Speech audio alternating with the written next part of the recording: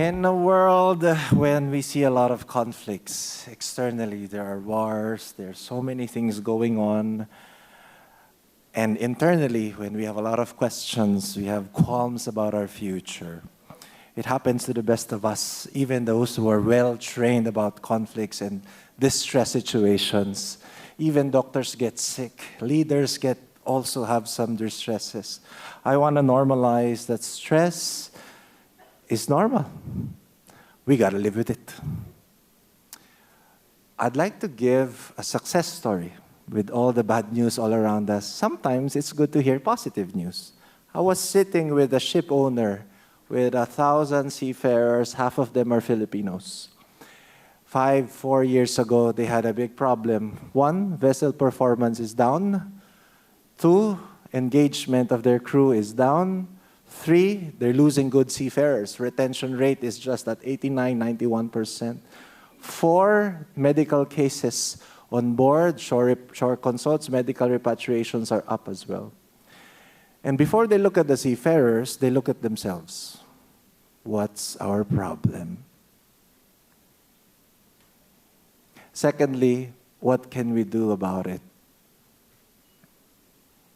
And before I tell you what they did, I'll show you the results.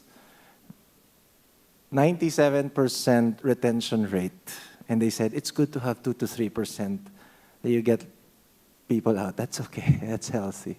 Secondly, vessel performance is up. They're buying new vessels now because of demand. It's not just the industry, but their reputation in the industry is better.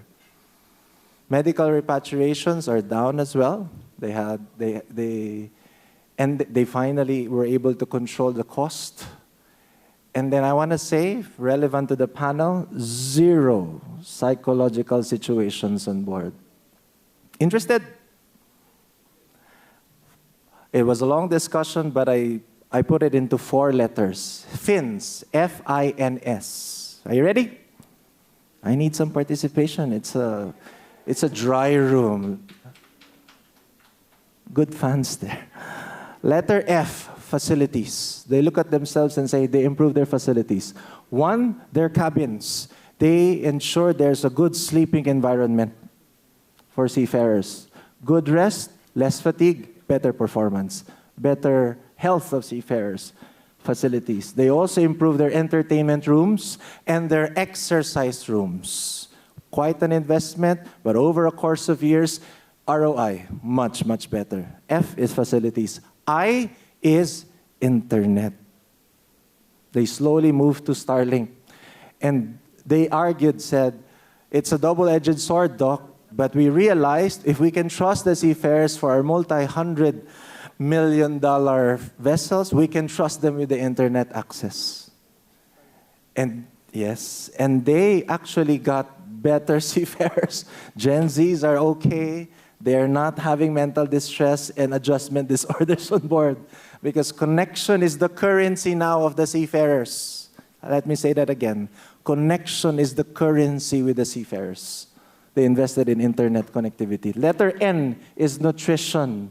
And yes, there are still owners at $7 per day. They move it up to 8 to 9, and eventually, depending on the trade, depending on the country, it is much better than the usual. They invested in the nutrition. They solve chronic illnesses on board. They also solve acute illnesses on board. And seafarers are happy. There's still rice, but not 50% of the plate.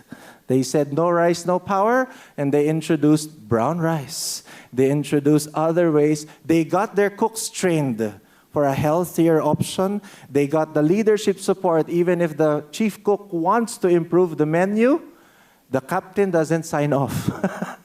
But eventually, from top to bottom, leadership down to the very seafarer on board, and they're not down, they're right there as partners, they work on the nutrition. If you solve the nutrition, it will be good for the mental health of the seafarers. And lastly, letter S, and it's all out there in the cruise survey, salary and security. They benchmark the salary, and they put themselves above average of the salary. This is an offshore fleet. They have a lot of money. Happy for them. So salary is good, at least above average. They are not the highest in the industry, but just above the average. And then secondly, security. What they've done, they get in touch with the seafarer before you disembark. Let's talk about your next one if you want to. So the seafarer goes down and goes home. He already knows when he's going to go back. That is mental health. That is psychological contract. I'm just going to take a good rest, make it meaningful, and I'm going to go back on board. Extraordinary things happen? Not so much. It's all within us. And leadership makes a lot of sense. Can I double check in this room? How many are leaders in this room? Can you raise your hand, please? How many are leaders in this room? This makes me so sad. How many are leaders in this room? Leadership is not position. Leadership is influence, John Maxwell would say. If you can influence somebody beside you, in your household, in your friends, you are a leader. We need to embrace our leadership, because if we don't, someone else will lead.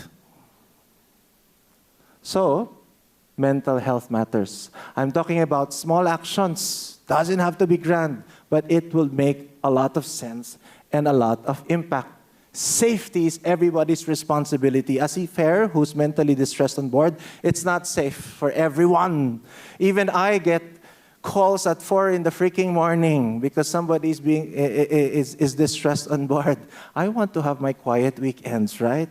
But it affects all of us. It's everybody's responsibility. As Apo would say, everybody would say they are advocates of it. But how many of us are really taking steps, even just small steps, to make it better? You would see it in the industry. We're friends with the PNI clubs. Guard would always say, Guard PNI, they have their annual survey. Look at the middle of the right side. Which one is your right? On the right side. Psychological distress, disorder, or fatigue. It used to be not there. But now, annually, you see it there. There are people who lose their livelihoods. They lose their operations. It deviates ships. And at the bottom line, everybody suffers. We can do something about it. And chronic conditions, that's another talk. But we're talking about mental health now. And this is one finding that you don't see in the board meetings and management findings. My dear friends, for the first time ever, there are much more successful suicides on board than fatal accidents.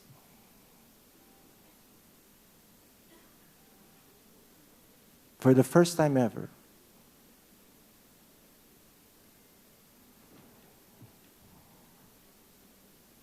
People are losing their minds more than their limbs.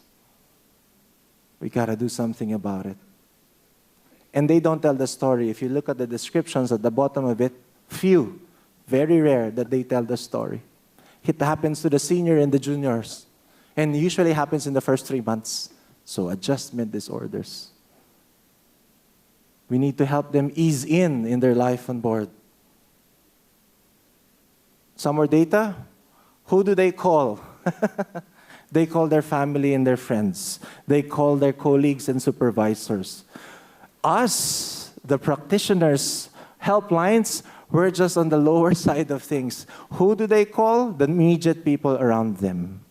So how have we helped those families? What is the leadership culture in our organizations? Because you have the power to help. And I would say this, please. We have 2 ears and 1 mouth for a certain reason. Some would say, I don't know how to handle it. Yes, you do. You have 2 ears. Speak less, listen more. That is one way to de-escalate a mental health crisis. You have the power. And in Refresh study by Marine Benefits, it's a long table, but if you look at the bottom ones, you will see there are people who feel lonely on board. Bullying is still out there. People are feeling fatigued. That affects mental health. That is not a low number. That is crucial to look into. And repatriation rates, yes, injury cases are still up. Yes, medical cases are still up. But look at that yellow. 15% family matters. And then 7% mental health. 6% dental. Goodness.